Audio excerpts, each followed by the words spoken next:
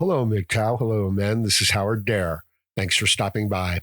So, I want to talk about how the red pill has come to America because that's what I believe has happened with our last election. Now, this has been in the making for a long time, for at least, 10 years, Trump's first term. And to me, it's very refreshing because we're looking at a shift in the public mindset. What we think of as our main priorities, what we should be doing, what we should be focused on. And, it really becomes this struggle of attempting to invert societal values where whatever values have built and sustained the society, it doesn't work for everybody. There's always going to be like 20% of the people who just can't step it up for whatever reason. And over time, they invert the values. They say, look, the important thing is not to get up early and to work hard and to struggle through, and overcome obstacles. But the important thing is where you were born, your demographics, whether or not you can claim a victim status, whether or not you are part of an oppressed class who is therefore going to get additional resources and consideration, even though they haven't earned it. So there's this whole mindset of overturning the existing system because they're not getting, all that they want to get out of it. Now, the problem is that once you start doing this with your citizens, you're creating like spoiled children, right? So as Trump tries to equalize our trade situation, our trade deficits, like we have $1 trillion trade deficit with China, right? So as he tries to fix that and say, let's balance this out, half of the world looks at that and says, oh, you want to try to make that a little more equal? Well, we're just going to make that more unequal. So it really is like dealing with a spoiled, entitled child. And they have no real backing behind them. You know what I mean? It really is like a chihuahua growling at your ankle. And because for so long, this has been an effective tactic in world politics, they're stunned that it isn't working because this has been such an effective tactic in the media, our own media trying to get particular people elected and people disqualified and demonetized and deplatformed and canceled. That was never their job. Right. And now that they have been exposed as petulant children, they're freaking out. They're just reaching for anything. Like, what do you think about Gavin Newsom, the governor of California, trying to pretend that, he's moving to the right? It's not working. Nobody on the right buys it. Nobody cares because of, all of the bullshit that he's done. And nobody on the left buys into it. So he really is like pissing off both sides of the situation. This idea of people collecting paychecks, government paychecks, and they're not even showing up to work. You and I can't do that. So recognize the level of entitlement, okay? Recognize how they accomplished this. As I said, it took place slowly over many, many years. But it was a moral attack. It was saying that, okay, the people who have the money, the power, the influence that I want, that I can't earn, they're immoral people. They're patriarchs. They just want to dominate other people. They're not fair. And it's like, no, actually, this is a merit-based system. Nobody really cares your demographics, your background. If you can do the job well, then, we want you in the job. But that's too much. That's unfair, to them. So like a spoiled child, they get this consideration and they don't interpret it properly. They don't say to themselves, well, I got lucky that time. I didn't earn that. But I got that, I better prepare myself for the future when I'm not going to get that, when I'm not going to get lucky. No, to them, it's a sense of entitlement. It is Deus Vult. It is God's will. So they wouldn't have been able to do that and lie and steal and cheat and undermine the system with their false morality and their attacks on, people who are actually doing worthy work. This is interpreted as a sign of weakness on everybody else's part. This is how the narcissist interprets getting what they want. It's not a rational conversation and exchange with somebody who has a different point of view, but respects, the idea of the truth, getting to the truth. That's not what it is. It's presented as that.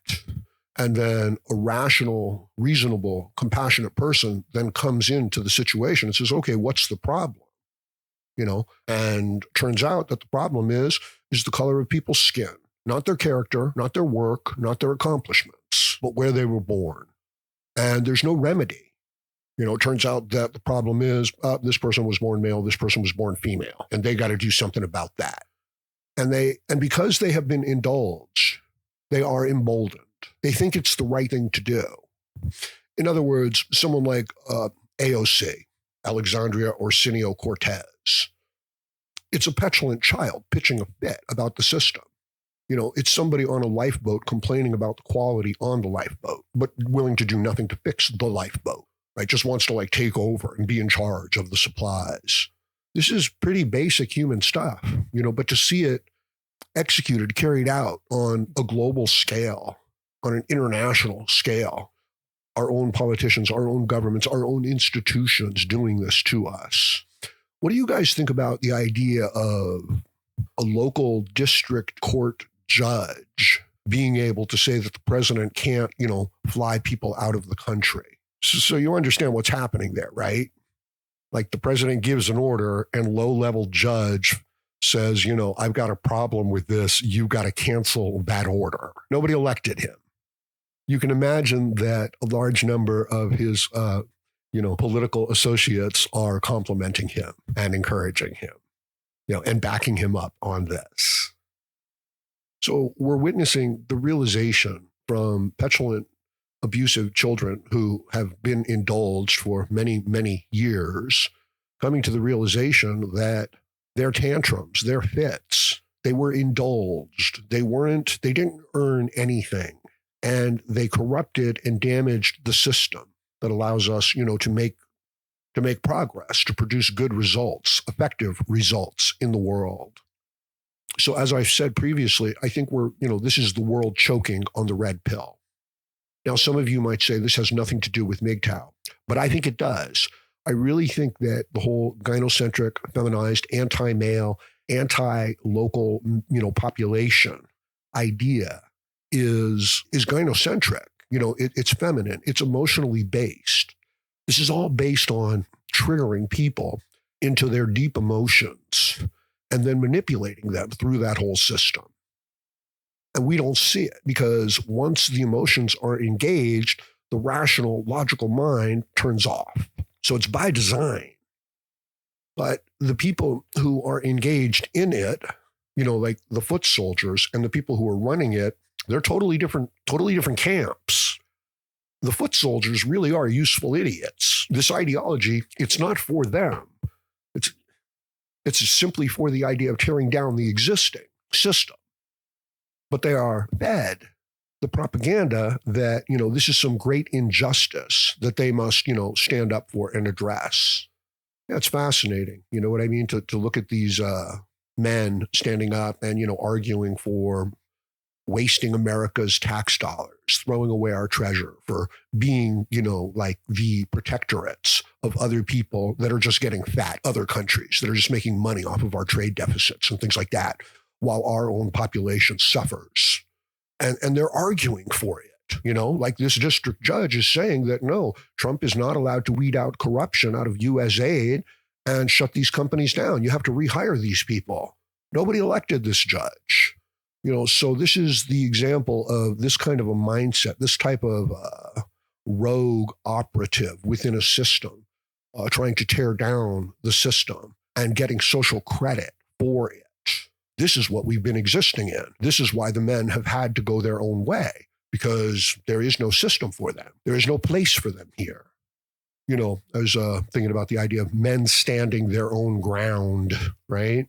It just feels better. You know what I mean? I don't like the idea of turning my back on anything. And yet I do understand it. I liken it to Atlas Shrugged, when the producers, the true atlases of society have said, we've had enough and we're just not going to do it for you anymore. And that's largely how I've always seen the MGTOW movement. Also, the idea of early America, as a colony of Britain saying, no, forget it. You don't get to tell us what to do. You don't get to buy our, material cheap and then produce it into manufactured consumer goods and then sell it back to us at a 10 time, at 10 times the value. We're not going to do that. We'll just make it ourselves. Right. So it's a statement of independence. It's a statement of sovereignty. It's a statement of commitment to a set of principles.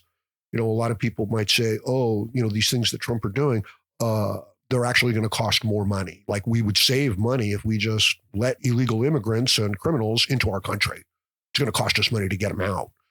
And it's like, look, it's not about the money. Okay. It's about the principle. And it's unfortunate that everything in our society is always getting reduced down to the financial, cost of the situation. And it's important, but it's not the only thing that's important.